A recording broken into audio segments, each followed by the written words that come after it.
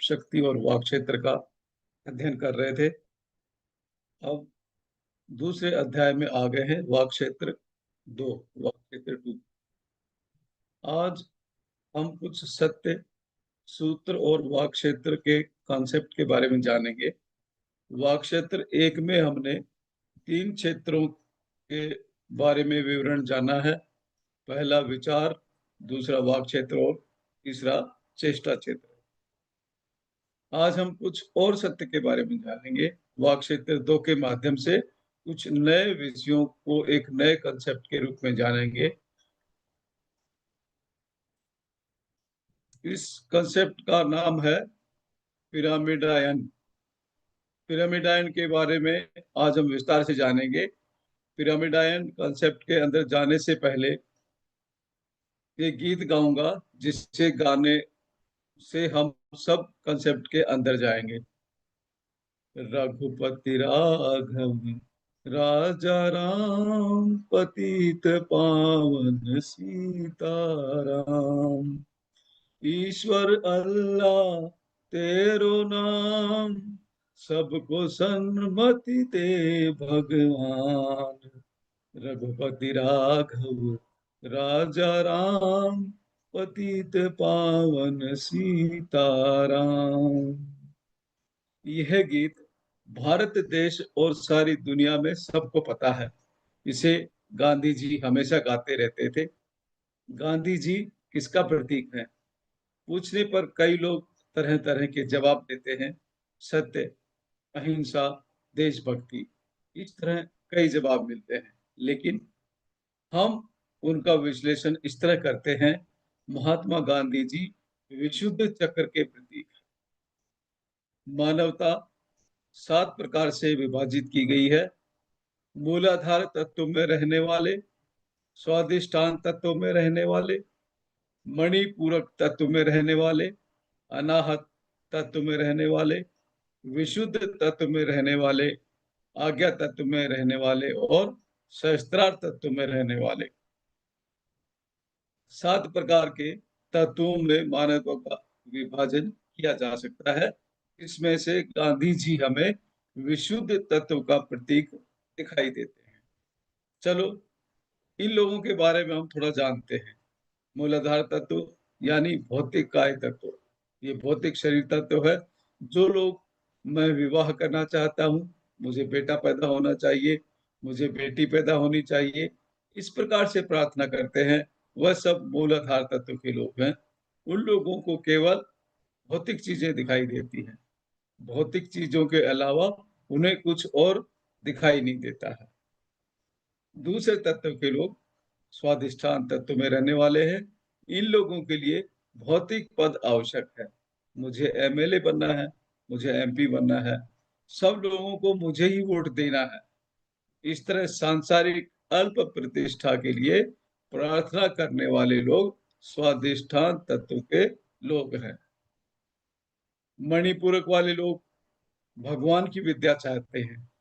मुझे संगीत आना चाहिए, मुझे संस्कृत सीखनी है, मुझे एमबीबीएस पास होना है, मुझे एमडी में सीट चाहिए, मुझे अमेरिका जाकर रिसर्च करनी है। इन सब के बारे में भगवान से प्रार्थना करके मांगते हैं। ये सब लोग मणिपूरक तत्व के लोग हैं। मूलाधार, स्वादिष्ठान और मणिपूरक चक्र को नीचे के 3 चक्र कहते हैं। ये संपूर्ण रूप से सांसारिक और लौकिक हैं। चौथा है अनाहत, संपूर्ण रूप से लौकिक नहीं है और संपूर्ण रूप से आध्यात्मिक भी नहीं है। मध्य के लोग इस तत्व में रहते हैं। लौकिक चीजों से थके हुए लोग चाहते हैं कि मुझे कोई लौकिक वस्तु नहीं चाहिए, मुझे केवल मन की शांति चाहिए, यह कहते हुए प्रार्थना करते हैं। अब 5वां तत्व है विशुद्ध तत्व। विशुद्ध तत्व के लोग यानी स्वयं के लिए संपूर्ण शांति प्राप्त कर चुके लोग। विशुद्ध तत्व के लोग भगवान से अपने लिए कुछ भी नहीं मांगते, क्योंकि उन्होंने स्वयं शांति प्राप्त कर ली है। इसलिए वे प्रार्थना करते हैं, बाकी लोगों को सन्मति दे भगवान, सबको सन्मति दे भगवान। इस गीत में सुना है ना आपने, यह लोग अपने लिए कुछ नहीं मांगते हैं। लौकिक रूप से अपने लिए कुछ भी नहीं मांगते, अपने लिए कपड़े नहीं मांगते, वह स्वयं के लिए अच्छा आरामदायक जीवन नहीं मांगते, स्वयं के लिए बेटा नहीं मांगते, नाम और प्रतिष्ठा भी नहीं मांगते, वह स्वयं की शांति की के लिए भी प्रार्थना नहीं करते हैं, वह केवल सब लोगों के लिए शांति की चाहते हैं, वह सभी लोगों की के लिए सन्मति चाहते हैं। भगवान उन्हें सन्मति चाहिए। सन्मति यानी सही बुद्धि। ईश्वर अल्लाह तेरो नाम। लोग ईश्वर और अल्लाह को अलग समझ रहे हैं। वह प्रार्थना कर रहे हैं कि सभी एक है। समझने की सन्मति इन्हें दीजिए। कितनी बढ़िया प्रार्थना है।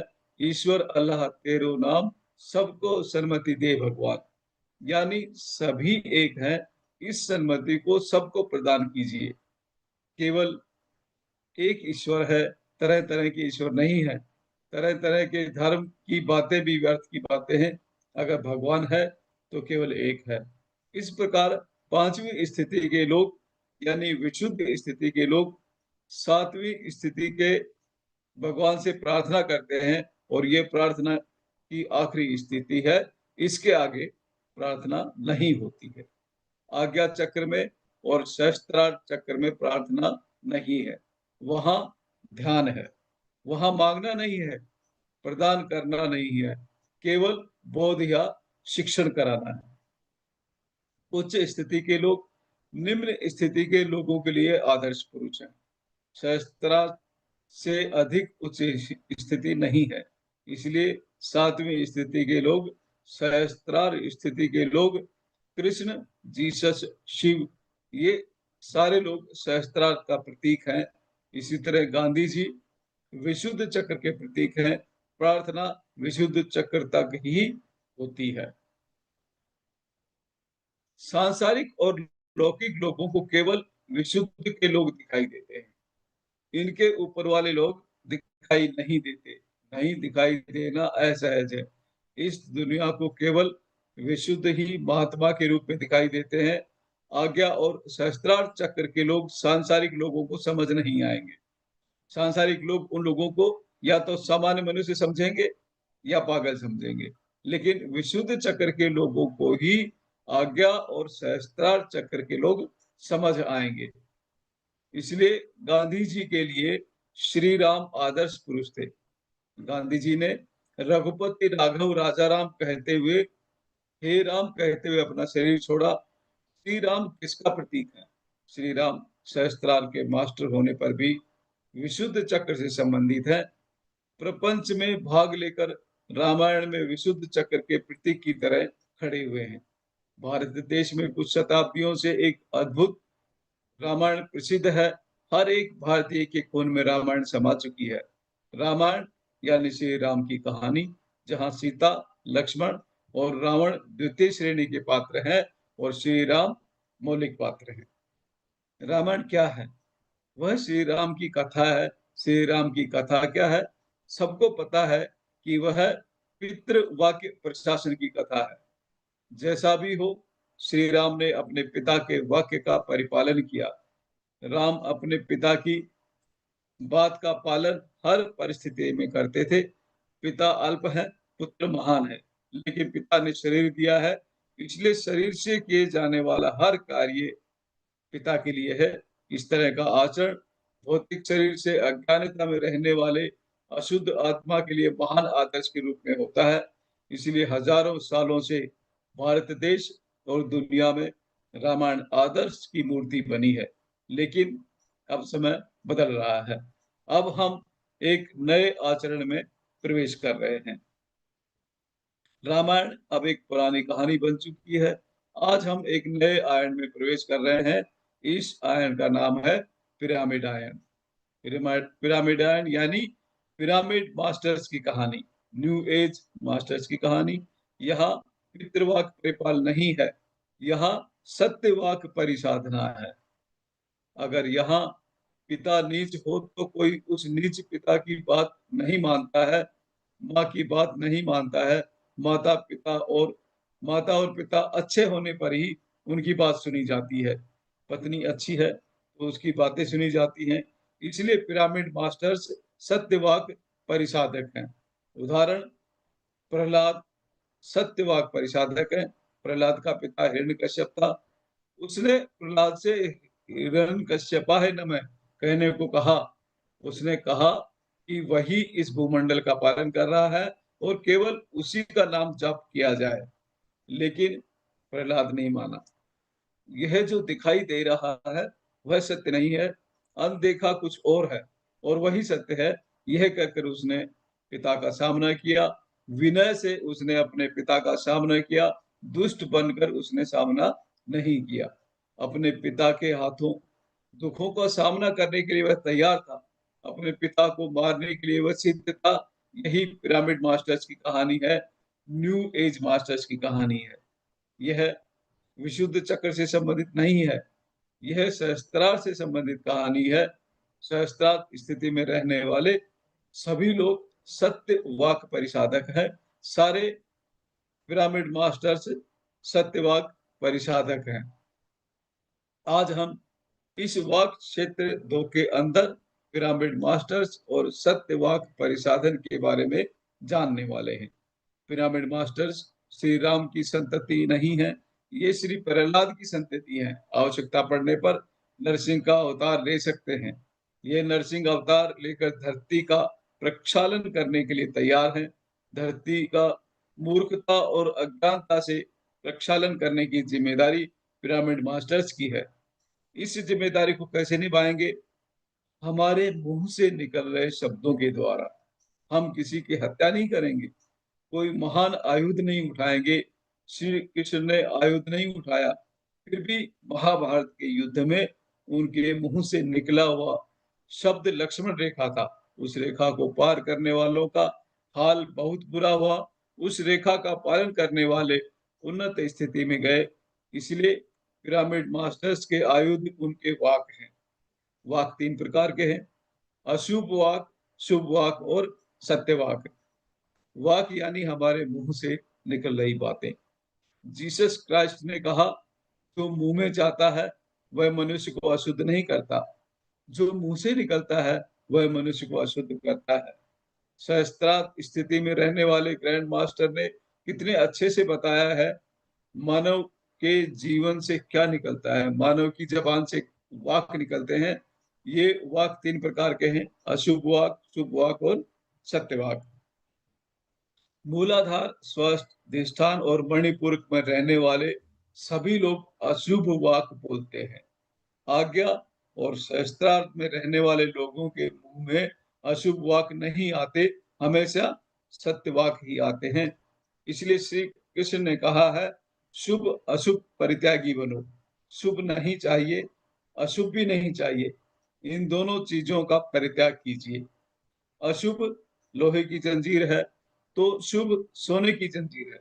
जो भी हो, दोनों जंजीर ही हैं। जो मनुष्य मैं दूसरों का अच्छा करूंगा समझकर अच्छी बातों को बताने की कोशिश करता है, वह असत्य में जी रहा है, क्योंकि कोई भी इंसान किसी दूसरे का भला नहीं कर सकता। हर कोई अपना अपना कर्म भुगत रहा है। किसी इंसान के लिए किसी दूसरे इंसान का भला या बुरा करना असंभव है। कक्षा में शिक्षक अच्छी तरह से पढ़ा रहा है। जो छात्र शिक्षक के पाठ को अच्छी तरह सुनेंगे वही अच्छे से सीख पाएंगे। शिक्षक कितना भी महान हो, लेकिन जो छात्र पाठ नहीं सुनेंगे वह नहीं सीख पाएंगे। इसलिए कारण शिक्षक नहीं है, कारण छात्र हैं। हर कोई अपनी अपनी श्रद्धा और भक्ति द्वारा सीखता है। लापरवाही करने वाला नीचे गिर जाता है। हर एक इंसान स्वयं का बंधु है और स्वयं का शत्रु भी है। उद्धरेदात्मानात्मनं नात्मा नवमसादयेद आत्मैव हयात्मनो बंधुरात्मैव रिपुरात्मनः। श्री कृष्ण द्वारा कहा गया ये सत्यवाक सभी पिरामिड मास्टर्स का आदर्श है। इसलिए सारे पिरामिड मास्टर्स जब बात करते हैं तो क्या अशुभ वाक आ रहे हैं? नहीं नहीं, ये समझकर अशुभ बातों को रोक देते हैं। केवल सत्यवाक बोलते हैं, मैं तुम्हारा गुरु हूँ, मैं तुम्हारे लिए अच्छा करूंगा, मैं तुम्हें आशीर्वाद देता हूँ। इस तरह की बातें पिरामिड मास्टर्स के मुंह से नहीं आती हैं। कुछ लोग आशीर्वाद चाहते हैं, कहते हैं आपका आशीर्वाद चाहिए। लेकिन आशीर्वाद देने वाला यहाँ कोई नहीं है, क्योंकि ये लोग सत्यवाक परिसाधक हैं। मैं आशीर्वाद कैसे दे सकता हूँ? तुम्हारे कर्म तुम्हारे लिए आशीर्वाद है, तुम्हारे विचार तुम्हारे लिए आशीर्वाद है, तुम्हारा परिशोधन तुम्हारे लिए आशीर्वाद है। यही सत्यवाक परिसाधन है। अपने पिता द्वारा कठिन हिंसा को बर्दाश्त करने के बाद भी प्रहलाद ने मृत्यु से बिना डरे मुस्कुराहट के साथ मृत्यु स्वीकार करते हुए हमेशा सत्यवाक परिसाधन में अपना जीवन गुजारा। हमें सोचना चाहिए कि हम और कितना अच्छा हमारे जीवन को सत्यवाक परिसाधन में गुजार सकते हैं। सभी पिरामिड मास्टर्स सत्यवाक परिसाधक हैं। जीसस के मुंह से हमेशा सत्यवाक प्रवाहित होते हैं। श्री कृष्ण के मुंह से हमेशा सत्यवाक प्रवाहित होते हैं। शिव, रमणा महर्षि या किसी अन्य महर्षि के मुंह से हमेशा सत्यवाक ही प्रवाहित होते हैं। चलिए उनके बारे में कुछ और जानते हैं। प्रहलाद सत्यवाक परिसाधक हैं। बहुत हिंसा का सामना करने के बाद भी उनके मुंह से केवल शब्द आया, केवल एक गीत आया। कौन सा गीत? नारायण नारायण, अर्थात आत्मा, नर यानी मानव, आत्मा हमेशा एक मानव शरीर में यात्रा करती रहती है।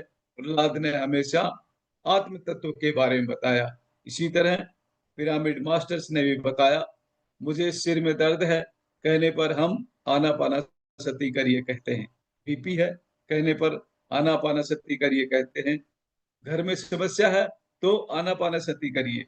और आर्थिक रूप से परिस्थिति बहुत बुरी है कहने पर भी आनापानासती करिए। कोई भी समस्या हो, हम आनापानासती करने के लिए कहते हैं। इसलिए हम इस गीत को गाते हैं। बस आज के लिए इतना ही। सभी का